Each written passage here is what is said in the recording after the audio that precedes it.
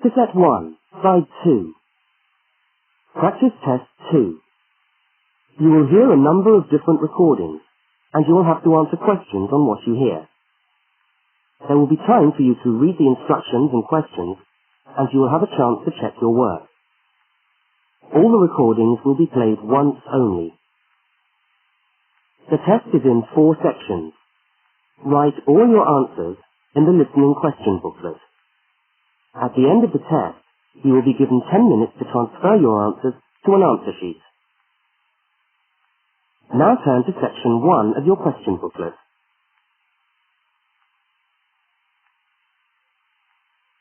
Section 1. In this section, you will hear 2 overseas students, Kate and Lucy, being interviewed by a university counsellor. First look at questions 1 to 5.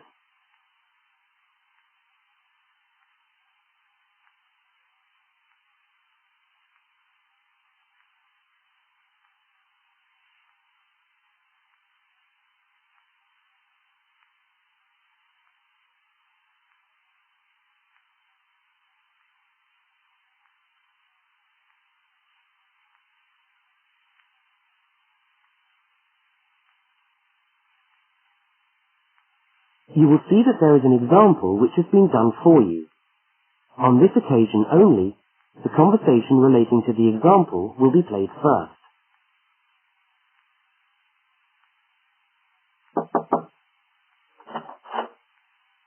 Hi there, Kate. Come on in. How are you today? Fine, thanks. Hi, Lucy. How's things? Okay. Well, as I explained on the phone, I'm a counsellor here at the Student Services section of the university. And I'm interviewing overseas students to help me draw up a guide for new students. So I'd be grateful if you could tell me a little about your time since you've been here in Cambridge. Right. Yeah. Now, Kate, let's start with you. Okay. This is your second semester, isn't it?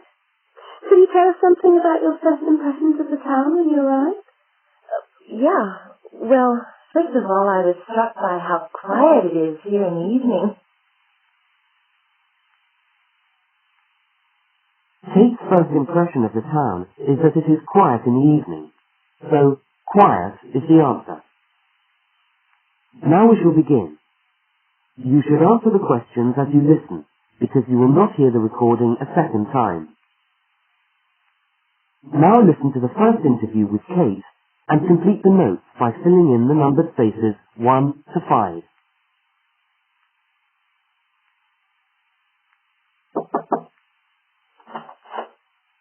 Hi there, Kate. Come on in. How are you today? Fine, thanks. Hi, Lucy. How's things? Okay.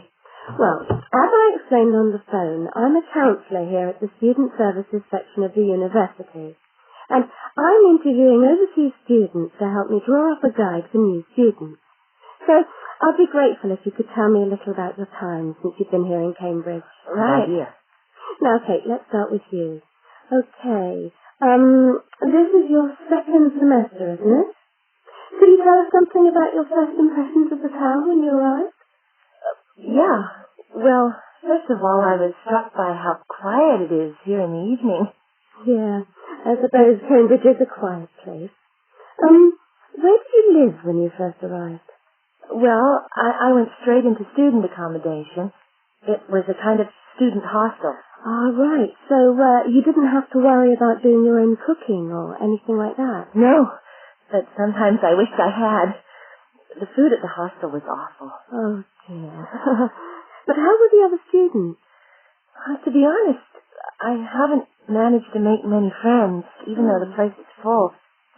People seem to keep to themselves. They're not really very friendly. Oh, I'm sorry to hear that. Well, what about the actual course? You're studying, I'm doing a master's by coursework in environmental studies. Oh, right. And how are you finding that? Yeah, well, it's been pretty good, really. I've enjoyed the course, but I feel there hasn't been enough contact with the lecturers. Oh. They all seem to be incredibly busy. The only chance I've really had to talk to them was on a field trip. Well, that's no good. Mm-mm. Could anything be done to improve the course, in your opinion? Well, I think it would be helpful to have meetings with lecturers on the course. Say once a fortnight, something like that. Regular meetings. Yes, that could certainly help. Now, Kate, we'll come back to you in a minute, but I'd just like to ask Lucy some questions. Before they continue the interview, look at questions 6 to 10.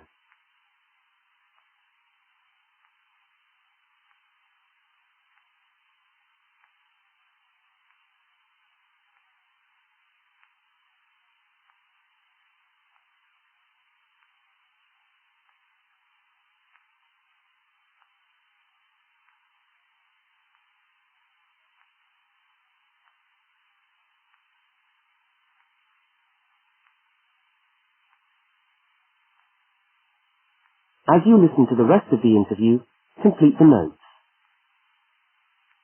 Lucy, where are you from? I am from Indonesia. And how did you find Cambridge when you first arrived? Well, I like it here. I think the city is very beautiful. What about your accommodation? Was that okay? Yes, okay. At first, I stayed with a family for 3 months. They were very kind to me, but they had 3 young children and I found it difficult to study. Right, I see. So after 3 months, I moved out, and now I live with 2 other students in a student house. It's much cheaper and we like it there. Good.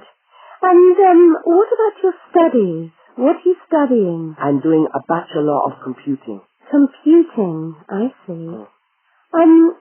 Apart from the language difficulties, if you can separate them, how have you found the course? Okay, but... Yes, go on.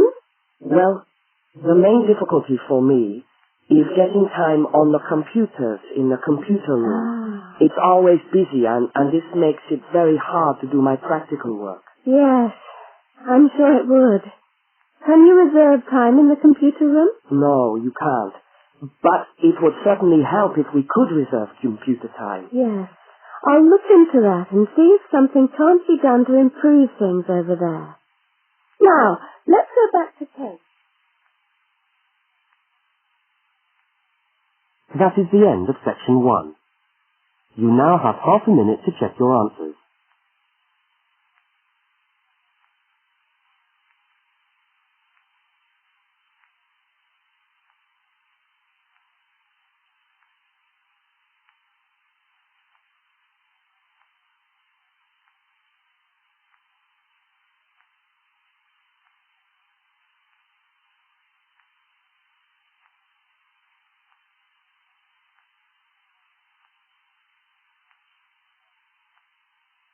Now turn to section 2.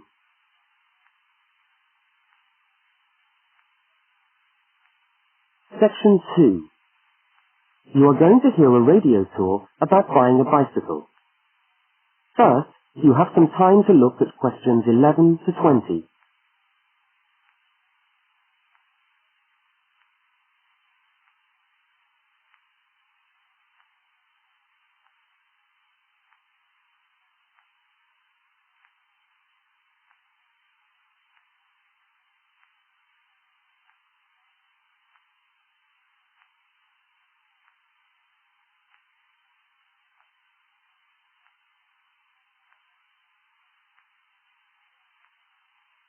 Now listen to the first part of the talk and complete the notes by filling in the numbered spaces 11 to 20.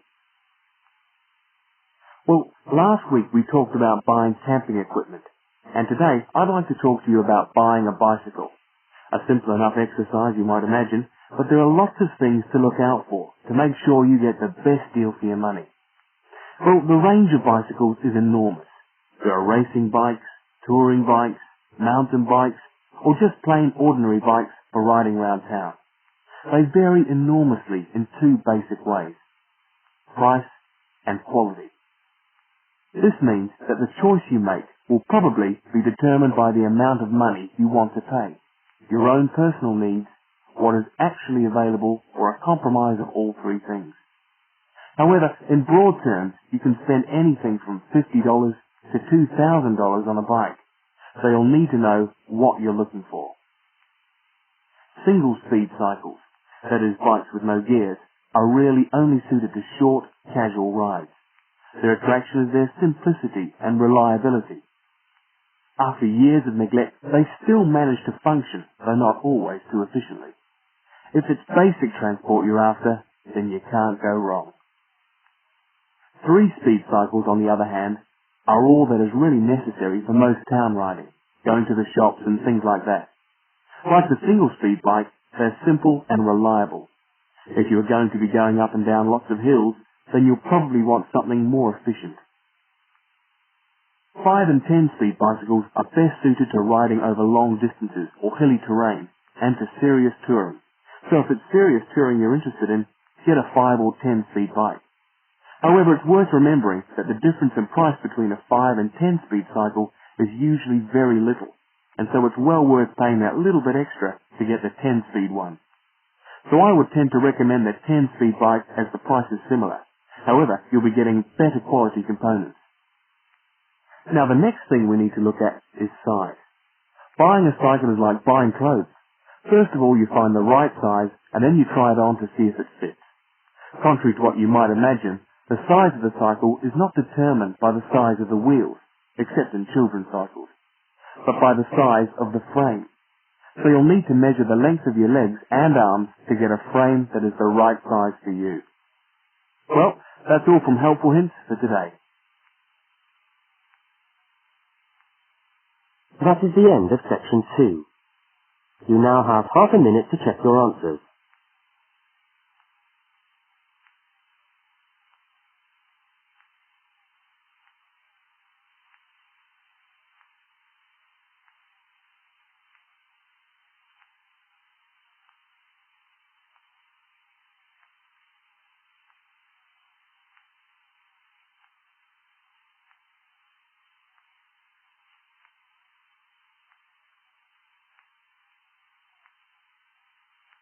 Now turn to section 3.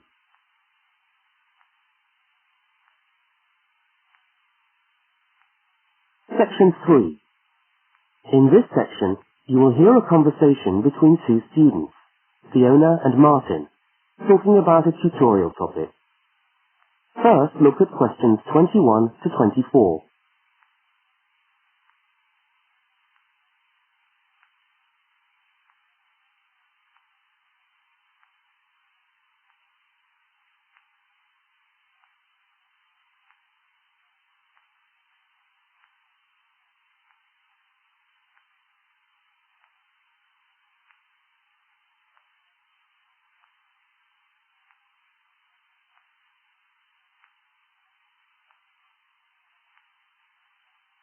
Now listen and answer questions 21 to 24.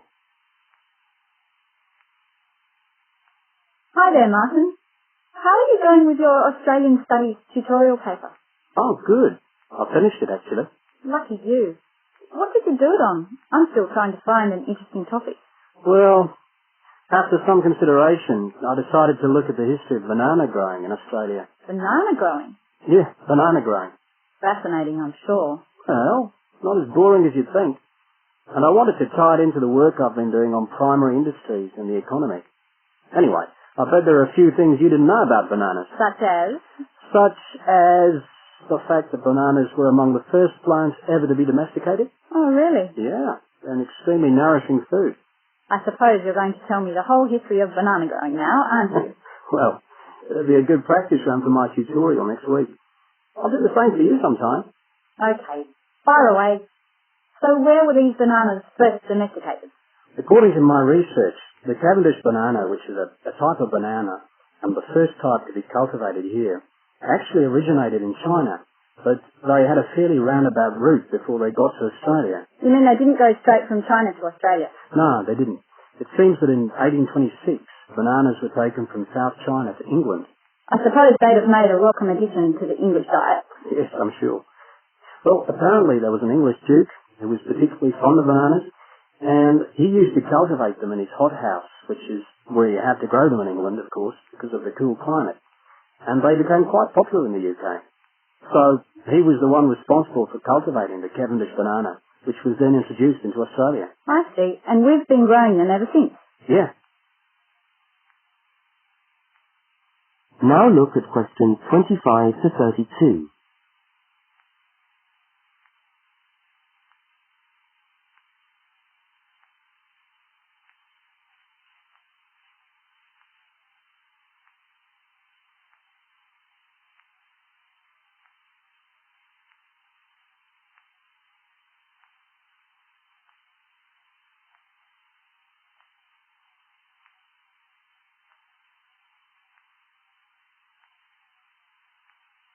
As the conversation continues, complete Martin's notes.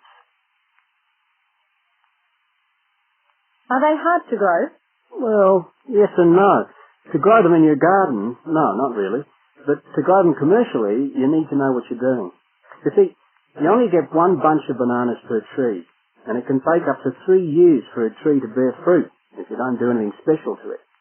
But this period is greatly reduced with modern growing methods, particularly in plantations where you have perfect tropical conditions.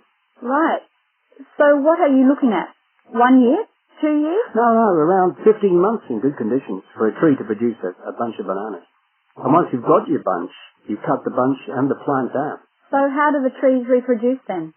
Well, bananas are normally grown from suckers, which spring up around the parent plant, usually just above the plant. They tend to like to grow uphill, or at least that's the common wisdom. So that's why banana plantations are usually on hillsides, is it? Yeah, they grow best like that. That's interesting. If you plant them in rich soil and give them plenty of water at the beginning of summer, then they should be well advanced by the beginning of winter, when growth virtually stops. But in a country like England, they're hard to grow. Although, you can grow them in a hothouse. But in Australia, it's not difficult. No. Though even here, the growers put plastic bags around the bunches to protect them and keep them warm. If you go up to the banana growing districts, you'll see all these banana trees with plastic bags on them. But how do they stop the bananas going bad before they reach the shops? Well, the banana bunches are picked well before the fruit's ripe. Once you cut the bunch, the bananas stop growing, but they do continue to ripen. The interesting thing is that once one banana ripens, it gives off a gas which then helps all the others to ripen. So they pretty much all ripen within a few hours of each other. Amazing. So do we export lots of bananas overseas to Europe and Asia, for instance? Well, oddly enough, no. I believe New Zealand takes a small proportion of the crop, but otherwise, they're mostly grown for the domestic market, which is surprising when you think about it, because we grow an enormous number of bananas each year. Yes, well, thank you for all that information. I'm sure the tutorial paper will go really well. You certainly seem to have done your research on the subject. Let's hope so. That is the end of section 3. You now have half a minute to check your answers.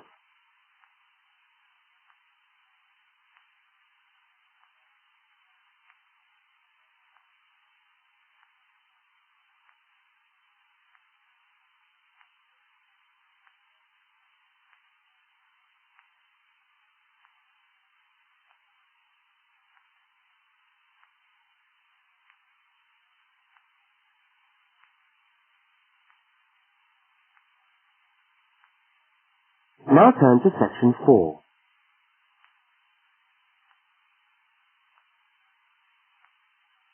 Section 4. You are going to hear part of a public lecture for new students. First, look at questions 33 to 35.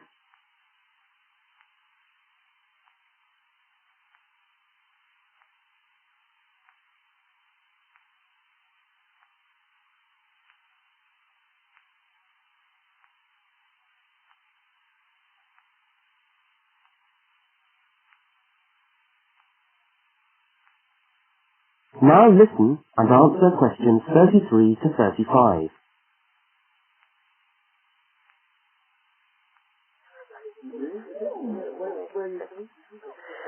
Good morning everyone, and welcome to our regular lecture on health issues. This series of lectures is organised by the Students' Union and is part of the Union's attempt to help you, the students of this university, to stay healthy while coping with study and social life at the same time. So, it's a great pleasure for me to welcome back Ms. Diane Greenbaum, who is a professional dietitian and who has been kind enough to give up her time in what I know is a very hectic schedule to come along and talk to us today. Thank you. Thank you very much, John. May I say it's a pleasure to be back.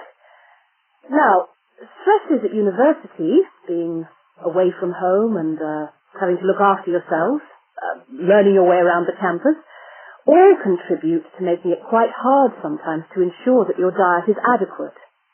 So, today, I'm going to talk about ways of making sure that you eat well, while at the same time staying within your budget.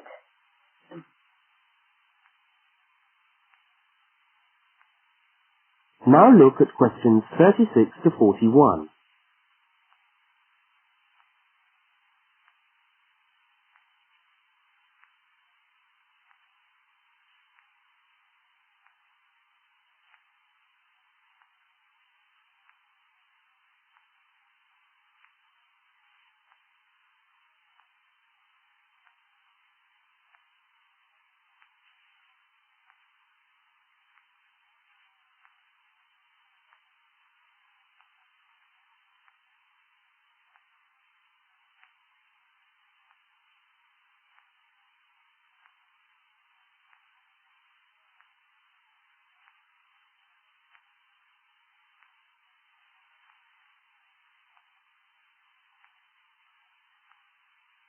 As you listen to the second part of the lecture, complete the notes and diagram in the spaces provided.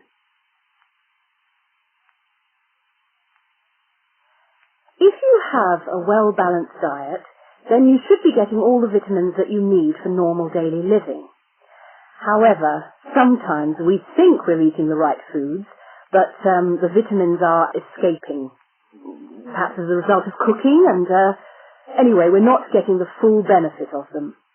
Now, if you lack vitamins in any way, the solution isn't to rush off and take vitamin pills, though they can sometimes help. No, it's far better to look at your diet and how you prepare your food. So, what are vitamins? Well, the dictionary tells us they are food factors essential in small quantities to maintain life. Now, there are fat-soluble vitamins which can be stored for quite some time by the body, and there are water-soluble vitamins which are removed more rapidly from the body. And so a regular daily intake of these ones is needed. Okay, so how can you ensure that your diet contains enough of the vitamins you need? Well, first of all, you may have to establish some new eating habits. No more chips at the uni canteen, I'm afraid. Now, firstly, you must eat a variety of foods.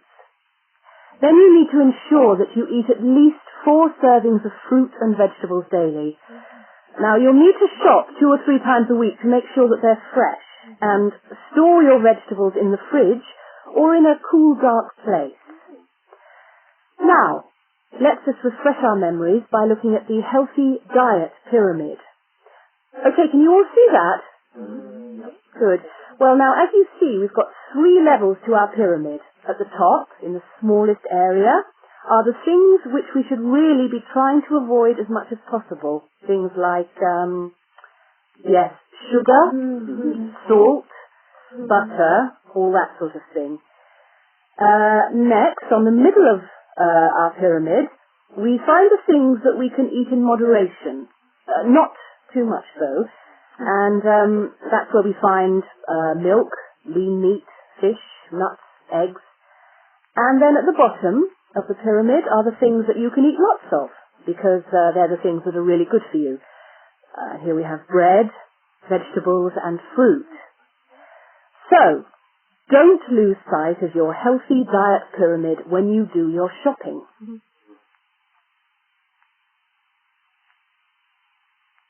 That is the end of section 4. You now have half a minute to check your answers.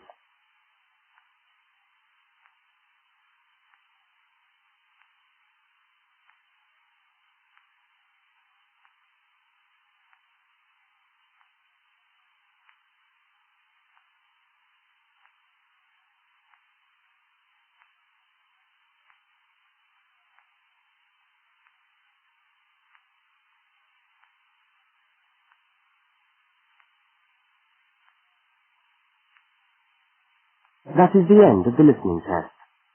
You now have 10 minutes to transfer your answers to the listening answer sheet.